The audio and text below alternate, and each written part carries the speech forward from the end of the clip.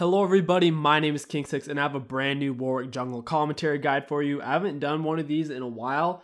The reason for that is I haven't been playing near as much Warwick because tanks are just so strong right now that Warwick really does struggle against tanks in high elo. You can really make Warwick work in lower elos, pretty much anything below high diamond or mid diamond, because people don't understand how to abuse him early in the mid game, but in the higher elos, he does really tend to struggle. So whenever you're playing him, I usually try to go for an invade. In this case, since I'm on blue side, I just invaded his red buff. I went in and started attacking it at about 142, 143. I just hid in the river bush in the middle until I was ready to go. It's good to wait a little bit, that way you don't take too much aggro and they won't stop you. So here, Ashfire is a good arrow and I see Gragas and he doesn't even see me. I am taking Scuttle, and if he was smart, he would have seen that and known I was going to be in this bush. From the way it was moving, he would have known. So I just wait, auto attack, Q through him, fear him. For some reason, Vayne condemned really early. It was really wasteful of her. I'm going to have to turn on to Riven, get some red buff on her. Luckily, she is only level 2, and my Vayne is level 3, so we can easily take her down. Now, Gragas is low, and now my speed bonus is starting to kick in, so I can chase him down. Flash the wall with my Eon. He flashes away from me, and Vayne is sitting there waiting for him. She does have the Scuttle speed up, so I'm not too worried about her not killing him. Luckily, LeBlanc does come down because Vayne kind of pussied out and started to run away, so LeBlanc really did help us secure that kill. I don't have enough gold to go back and get my team at, so there's no point of me really going back yet. Usually after you take the enemy's red, you just want to take your blue Gromp and go to your red, and then you'll have level 3. The reason why I didn't want to do this is because you want to gank your most snowbally lanes. In this case, Vayne snowballs really hard. And I knew if I could get her an early kill, then she'd destroy Riven. I'm going to use this plant here because they have 0 vision unless they have a ward actually in the pit. Unfortunately, Blitzcrank and Gragas were both right here. It was kind of stupid considering Gragas is kind of far behind. I didn't expect him to be out here taking Scuttle or getting vision. But like I was saying, that red plant can pop you into the pit. Even if they've taken Scuttle, it can't see you from the back of the pit, and it can't see you that you're doing Dragon either. So it's typically a pretty safe thing to do.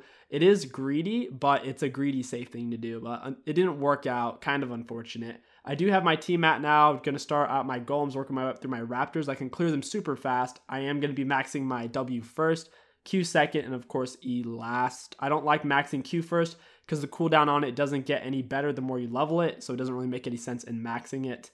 Plus W helps your clears out a lot. I'm timing the red right when it's come up. I was ready to take it. I saw Gragas was mid, so I knew it was pretty free. I know he's in the area since I just saw him mid. Apparently he's going to leave his red, so I know he didn't see me since I'm a little bit low on health. I'm going to wait till he's about to exit that tri-bush.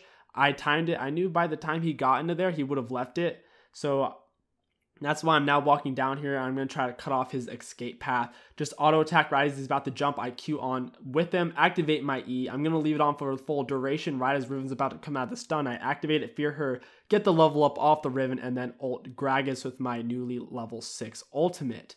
And now since I'm already in the area, I might as well go ahead and take the golems. Just know, guys, this game wasn't Masters. This game was like Diamond 2 on a Perchnit God.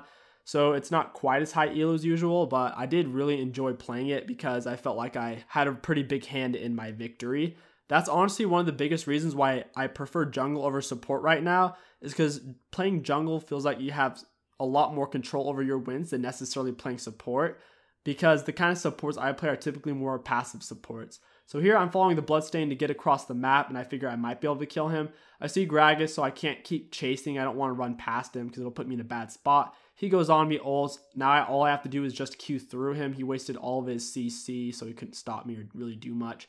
Great ult from Ashe. Turn on to Gragas again since I have my Morgana. Gonna take the plant, get all my health back in mana. So it wasn't even a bad trade. It was actually a great trade because Gragas wasted his ultimate. My red is up. I'm going to clear. I haven't missed a buff yet, and I've taken all of Gragas's red buffs, so he's pretty far behind right now. He's only level 6 and pretty much gold deprived. Auto attack. He flashed before I could Q through him, so it was bad timing on my part. Ult to make up the distance, landed on him. Auto attack Q, and I still have my team at to use, so that he wasn't even close to getting out there alive. And I also have my flash. He is dead, so I might as well go into his jungle. Since I was so close to his raptors anyways, I might as well just go check it. They were there, I got him. I come over here, use the plant. His golems are up, but Riven's low on HP, so I'm just going to try to cut her off. Luckily, I have a minion there taking the turret shots for me to get to her. Riven's going to almost get away. I flash Q through her. Fear, auto attack, team at auto attack, and pick up the kill.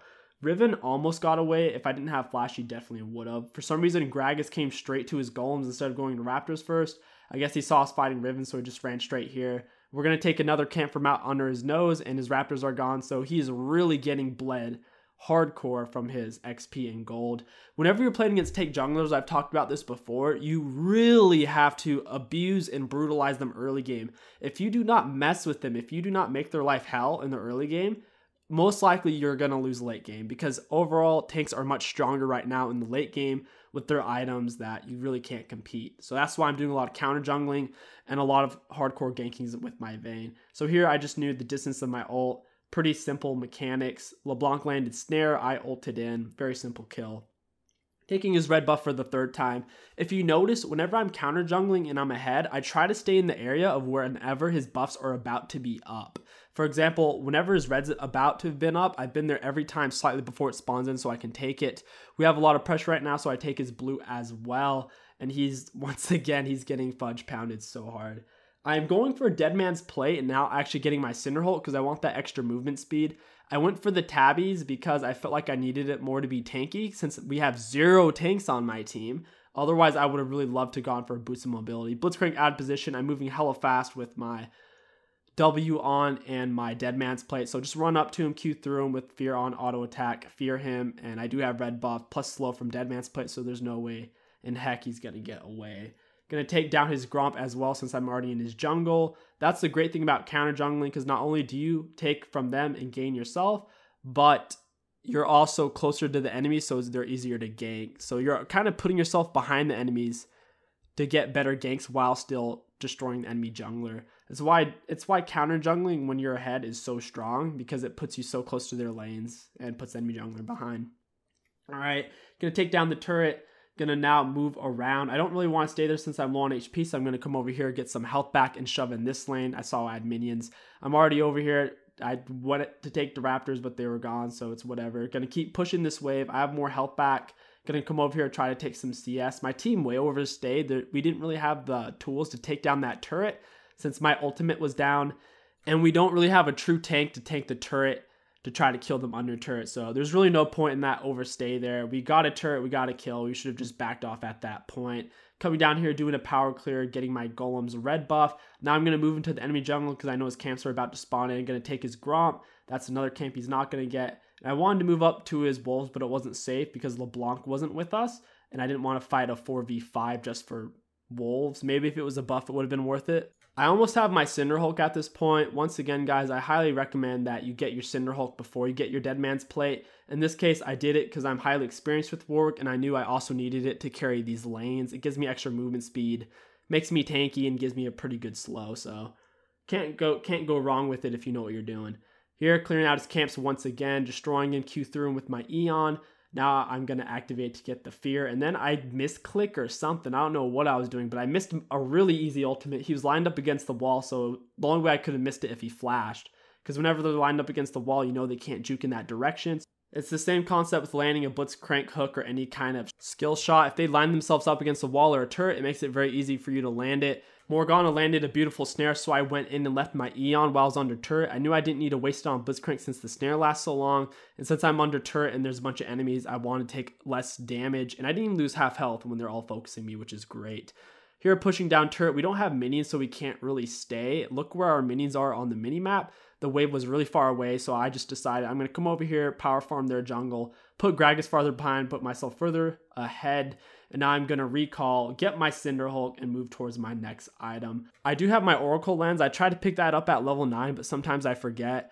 You should really 100% of the time be getting your Oracle Lens at level 9 because it will allow you to gank lanes a lot easier. It'll also let you pressure dragons and barons, and in general, take a lot more vision on the map. Right here, we don't have an inhibitor yet, so it makes doing Baron a little bit risky. But since LeBlanc is split pushing bot, it's giving us a little bit of an opportunity, and we're also taking vision right now. Activate my Oracle Lens, sweep out the area. Now we're starting to break vision, so I immediately want to start it to try to take it really quick. If the enemies aren't paying attention, or if they don't want to come down here, we can take Baron in less than like 20 seconds. They are starting to come in, so I ult towards Lucian. I do miss. Activate my E, leave it on full duration. I'm trying to fear them, keep a front line for my Ashe and Vayne. Vayne goes in a little bit too deep, but luckily we're cutting down their front line. Since Gragas isn't that fed, he can't tank too hard. Go on to Riven. The very frustrating thing about playing against the Vayne and Morgana is if you do get on Vayne, you can't even see Seer because of the Morgana Black Shield. So that's the one thing our team comp has going for us. Even though we don't have a proper tank on our team, we have the Morgana Vayne. If there's one thing that could have made our team comp a whole lot stronger, definitely would have been if LeBlanc went something like Galio. Galio is one of the only tanky mid laners I can think of right now. But if she would have been Galio, for example, our team comp would have been pretty insane. Because Galio could ult on top of me, and with our AoE CCs, there's no way they could touch our 280 carries. At this point in the game, we just got bot lane inhibitor. I'm in the jungle right now, taking their stuff since look on the minimap, my teammates aren't ready to push in yet. I do recall, and I'm really quick with my dead man's plate so I can get up there fairly fast. So whenever you're trying to clear large distances on the map and you see an enemy champion, wait till you're in range of your W, then use it and speed up to help get there with your team. Don't do this whenever you're trying to gank that person unless you know you can chase them down before they can get away, because whenever you do that, it'll put a little red thing above their head. Like with what you see here, there was a little red thing above Gragas' head right before he died. So whenever you use your W, the active on it, it'll let them know that you're coming after them. So don't use that typically when you're ganking. You usually just use it to get a large movement speed bonus over large sections of the map to try to group with your team or get to a fight faster, even when no one's low on HP. Alright guys, and that is going to wrap up this Warwick Commentary Jungle Guide. I hope you guys enjoyed this video. Don't forget to like, comment, and subscribe. It really does help me out immensely. My name is KingStix. Thank you all so much for watching, and I'll catch you next video.